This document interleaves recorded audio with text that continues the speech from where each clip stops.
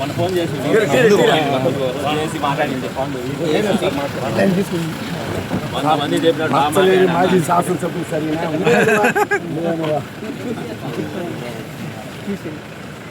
లోపల కానీ చూడనా ఎండ మళ్ళీ తీసుకుని ఓకేనా రండి రండి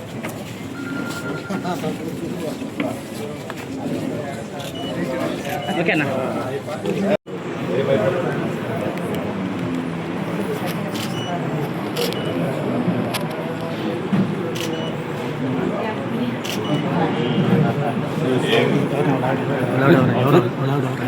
మధ్యలో కొట్టారు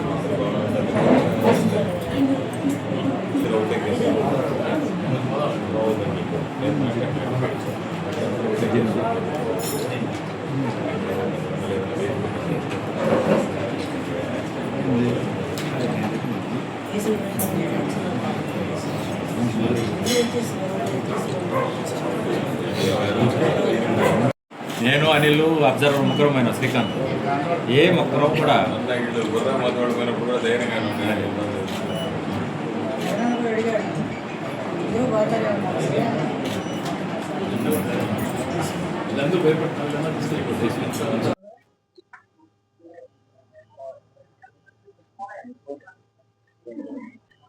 ఎవరైతే ఈ ప్రభుత్వంలో జరుగుతున్నటువంటి అవినీతి కానీ అరాచకం కానీ అనైతిక కార్యక్రమాలు కానీ ప్రశ్నిస్తే ఆ ప్రశ్నించేటువంటి వాళ్ళ మీద కేసులు నమోదు చేయడం, వాళ్ళ మీద నాన్ బెయిలబుల్ కేసులు పెట్టి అరెస్ట్ చేయడం, వాళ్ళని అనేక రకాలైనటువంటి ఇబ్బందులు పెట్టడం, జైలుకి పంపించడం అనేటువంటిది ఒక అలవాటుగా ఆనవాయితీగా మారిపోయింది. అందులో భాగంగా ఈరోజు జిల్లా కేంద్ర సహకార బ్యాంక్ అధ్యక్షుడిగా పనిచేసి ఒక సీనియర్ వైఎస్ఆర్ కాంగ్రెస్ పార్టీకి సంబంధించినటువంటి సీనియర్ నాయకుడైనటువంటి కామిరెడ్డి సత్యనారాయణ రెడ్డి గారి మీద లేనిపోయినటువంటి సెక్షన్లన్నీ నమోదు చేసి ఈరోజు ఆయన్ని అరెస్ట్ చేసి జైలుకి పంపించడం జరిగింది. పోలీసులు ఏ విధంగా తయారయ్యారంటే ఉన్నటువంటి కేసు రాసి సెక్షన్లో నమోదు చేసేటువంటి ఆనవాయితీ ఉండదు. అయ్యా ఇదిగో ఇది జరిగింది అంటే దాన్ని బట్టి విచారణకి దాన్ని ఫిర్యాదు తీసుకున్న తర్వాత ఆ ఫిర్యాదుని ఒకసారి పరిశీలించి ఏ సెక్షన్ కింద నమోదు చేయాలనేటువంటి ఆలోచన ఉండేది. ఇప్పుడు మరి ఈ ఎస్ఐలు సిఐలు ఏ విధంగా తయారైపోయారంటే పాపం కూటమి ప్రభుత్వమే శాశ్వతంగా ఉంటుంది, వీళ్ళే వాళ్ళని ఎల్లకాలం రక్షిస్తారు కాబట్టి మాకు కూటమి ప్రభుత్వం ఉంటేనే మాకు మనుగడ అన్నట్టుగా తయారయ్యి కూటమి ప్రభుత్వం ఉంది కాబట్టి మాకు ఢోకా లేదన్నట్టుగా భావించి ఏ విధంగా వీళ్ళ మీద నాన్ బెయిలబుల్ కేసులు పెట్టాలి, అక్రమంగా కేసులు బనాయించాలి, జైళ్లకు పంపించాలి అనేటువంటి దాని మీద పోలీసు వ్యవస్థలో ఎప్పుడు వినలేదు. జరగకూడనటువంటి పనులు వాటిని బట్టి వాటి మీద కేసు నమోదు చేసి వెంటనే మ్యాజిస్ట్రేట్ ముందు హాజరుపరచడం, వాస్తవంగా న్యాయస్థానం 10 ఏళ్ల శిక్ష పడేటువంటి సెక్షన్లు ఉన్నాయి కాబట్టి రిమాండ్ ఇచ్చేటువంటి పరిస్థితి.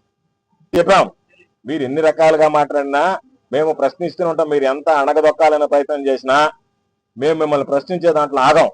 రేపు చూడండి సత్యనారాయణ రెడ్డి మరలా తిరిగి వస్తే ఈరోజు మీరు సంబరాలు చేసుకుంటున్నారేమో, చంకలు గుద్దుకుంటున్నారేమో, అబ్బా జైల్లో పెట్టించాము. దాని వెనక ఆయన వచ్చేటువంటి రేపు ఆలోచన వస్తే భారీ ఏముంది, ఆ ప్రభుత్వం వస్తే మమ్మల్ని మహా అంటే సస్పెండ్ చేస్తారో, ఎవరో ఒకరిని కాళ్ళ గడుపులు పట్టుకొని మరలా మేము అక్కడికే ఉద్యోగంలోకి ఎక్కడో దగ్గర తెచ్చుకుంటామని చెప్పి నేను చెబుతున్నా, ఈరోజు ఈ జిల్లా అధ్యక్షుడిగా చెప్తున్నా, జగనన్న సైనికుడిగా చెప్తున్నా, ఆయన మనసెరిగి చెప్తున్నా, ఆయన మనసులో ఉన్న భావం మాట చెప్తున్నా, అధికారులు అటువంటి భావం నుంచి దూరం జరగండి. పోయినసారి మేము వదిలేసినటువంటి మాట వాస్తవమే. మాకు కక్ష సాధింపు గుణం లేదు కాబట్టి, సంజీవయ్య కూడా అలవాటు లేదు కాబట్టి, పోయినసారి ఎవరన్నా తప్పు చేసినా వాళ్ళని పెద్ద మనసుతో క్షమించి వదిలిపెట్టాం. ఈసారి మేము ఈ అధికారుల మీద పెద్ద మనసు చూపించేటువంటి పరిస్థితి ఉన్నది.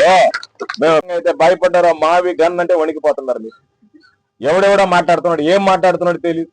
ఒక ఆయన చెప్పాడు, నేను నెల్లూరులో కమల్ హాసన్ కేఏ పాలని మరలిస్తున్నారని చెప్పి ఒక్కొక్క నటుడు. మీ ఉద్దేశం ఏముందంటే, జగన్మోహన్ రెడ్డి గారు నోటుకుండా ఒక బుల్లెట్ వదిలేడారంటే దాన్ని తప్పించుకోవడానికి అష్టకష్టాలు పడుతున్నారు. అమరావతికి సంబంధించి మీకు సిగ్గైనా ఉండాలా? అమరావతికి సంబంధించి ఊరేగింపు చేస్తే 20 మంది రానటువంటి మీ బ్రతుకులకి మీరు మళ్ళీ అమరావతి నుంచి కూడా కదపడాడు. ఎవరు కదపతారండి అమరావతిని? ఎవడన్నా ఈ బిల్డింగ్ నుంచి కదపతాడా? ఏదైనా స్థలాన్ని కదపతాడా? చంద్రబాబు నాయుడు ఏదైనా టెక్నాలజీ తీసుకొచ్చి కలపాల్సింది తప్ప నేను అమరావతి నుంచి కూడా కదపనట్టు ఎవరు చెప్తున్నారా? మేము పోయి కలపతాము, దాన్ని దోస్తామని ఎవరు చెప్పారు? ఎవరు కదపలేడు, ఏ ప్రాంతాన్ని ఎవరు కదపలేరు. కాబట్టి వాటికేం లే.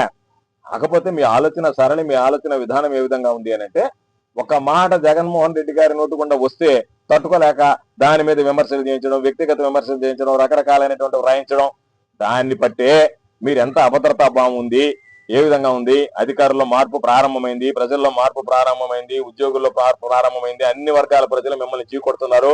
కాబట్టి రాబోయేటువంటి రోజుల్లో తిరిగి ఏ రోజు ఎన్నికలు వచ్చినా నేను మరలా చెప్తున్నా, వైఎస్ఆర్ కాంగ్రెస్ పార్టీ అధికారంలోకి రావడం, జగనన్న ముఖ్యమంత్రి కావడం ఖాయం.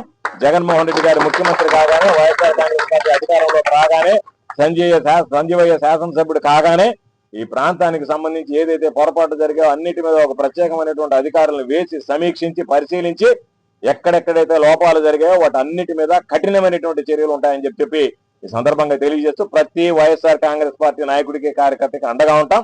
వైఎస్ఆర్ కాంగ్రెస్ పార్టీ కుటుంబ సభ్యులు లాంటి వాళ్ళని ఈ కష్టకాలంలో కాపాడుకోవడానికి మేమందరం సిద్ధంగా ఉన్నాం. ఈ